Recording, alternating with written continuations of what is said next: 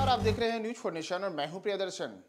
बिहार की सियासत में सब कुछ सही नहीं चल रहा है, यानी कि बिहार की सरकार में सब कुछ नहीं चल रहा है और सरकार में अब सरकार बदलने की भी अलग अलग बातें हो रही हैं। इन सब के बीच लालू यादव की बेटी रोहिणी आचार्य का एक ट्वीट सामने आया है जिसमें वह गालियां दे रही हैं। जी हां, गाली दे रही है इसलिए क्योंकि वह सार्वजनिक तौर पर, खुले तौर पर सोशल मीडिया में ट्वीट करके बदतमीज कर रही है। बदतमीज भी किन्हें कह रही है, वह उनका नाम तो खुलासा नहीं कह रही है, लेकिन इशारों में वह कई बातें कह रही हैं। दरअसल रोहिणी आचार्य का यह ट्वीट उसके बाद आया है जब बिहार के मुख्यमंत्री नीतीश कुमार ने एक दिन पहले ही परिवारवादी पार्टियों पर निशाना साधा है, यानी कि वैसे लोग जो अपने परिवार के लोगों को राजनीति में आगे बढ़ाते हैं, जैसे लालू यादव। तो उसके बाद आज इसी को लेकर के रोहिणी आचार्य ने ट्वीट किया और उन्होंने बदतमीज से शब्द का इस्तेमाल किया है। हिंदी की डिक्शनरी में बदतमीज एक गाली होती है और रोहिणी आचार्य ने जो अपना ट्वीट किया है उसमें उन्होंने लिखा है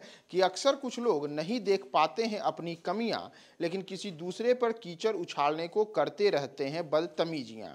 तो अब अगर आप बदतमीजी को देखिएगा तो हिंदी की डिक्शनरी में बदतमीजी तो एक गाली है, अंग्रेजी में इसको ही इंसोलेंट कहते हैं। और इन सब के बीच अब रोहिणी आचार्य किसे बदतमीज कह रही है, यह भी एक बड़ा सवाल है, क्योंकि रोहिणी आचार्य ने ये तमाम जो ट्वीट किया है, यह ट्वीट उनका उसके बाद आया है जब नीतीश कुमार के बारे में, जैसा मैंने आपको बताया कि उन्होंने परिवारवाद पे टिप्पणी की थी और परिवारवाद की उनकी यह टिप्पणी एक तरीके से लालू परिवार को ही निशाने पर लेना था, क्योंकि लालू परिवार में अभी एक दो नहीं बल्कि करीब आधा दर्जन ऐसे लोग हैं जो बिहार विधानसभा, बिहार विधान परिषद और लोकसभा और जो संसद है उसके सदस्य के तौर पर निर्वाचित हैं। तो इन तमाम चीज़ों के बाद जब रोहिणी आचार्य ने आज सुबह सुबह ट्वीट किया तो उन्होंने अपने ट्वीट में निशाना साधते हुए कहा कि अक्सर कुछ लोग नहीं देख पाते हैं अपनी कमियां, लेकिन किसी दूसरे पर कीचड़ उछालने को करते रहते हैं बदतमीजियां। तो रोहिणी आचार्य का यह जो बदतमीजी कहना है, यह जैसा मैंने आपको बताया कि बदतमीजी तो हिंदी की डिक्शनरी में और आम बोलचाल में एक गाली वाला शब्द है।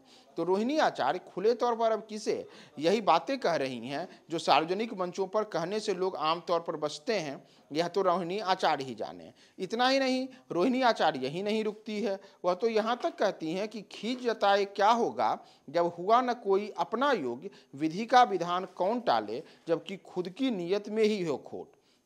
तो आखिर रोहिणी आचार्य ये किसे बता रही हैं कि आपका कोई अपना योग्य नहीं हुआ? तो कौन वह व्यक्ति है जिस पर रोहिणी आचार्य का निशाना है, जिसको लेकर के वह कह रही हैं कि आपका तो कोई अपना योग्य ही नहीं हुआ, तो आखिर आप उसे आगे कैसे बढ़ाएंगे? और इतना ही नहीं, रोहिणी आचार्य ने तो यहाँ तक कहा है कि समाजवादी पिरोधा होने का करता वही दावा है, हवाओं की तरह बदलती जिसकी विचारधारा है। और इन सब के बीच जैसा मैंने आपको बताया कि रोहिणी आचार्य बदतमीज कहने से भी नहीं चूकती हैं और यहाँ तक कहती है कि आपके जो लोग हैं वह तो आप तो बदतमीज की भांति बात कर रहे हैं, आप बदतमीजियों पर उतारू हो गए हैं और इसी कारण से ऐसी बातें कर रहे हैं। तो बिहार की सियासत में जो अलग अलग किस्म की उथल पुथल की कयासबाजियां और अटकलबाजियों का दौर जारी है, उसमें खुले तौर पर रोहिणी आचार्य का लगातार एक के बाद एक ट्वीट करके, और वह भी सार्वजनिक मंचों पर जिन भाषाओं को, जिन शब्दों के इस्तेमाल को लेकर के लोग आम तौर पर बोलने से बचते हैं, उसे बोलते हुए रोहिणी आचार्य ने बदतमीज जैसी गाली दे करके अब किन्हें निशाने पर लिया है और इसका आगे आने वाले समय में बिहार की सियासत पर क्या असर पड़ेगा, कौन इससे सबसे ज़्यादा आहत होगा और कौन से बदलाव हो सकते हैं, उसके बाद हम आपको तमाम अपडेट्स बताएंगे। आप हमारे साथ बने रहे न्यूज फॉर नेशन पे।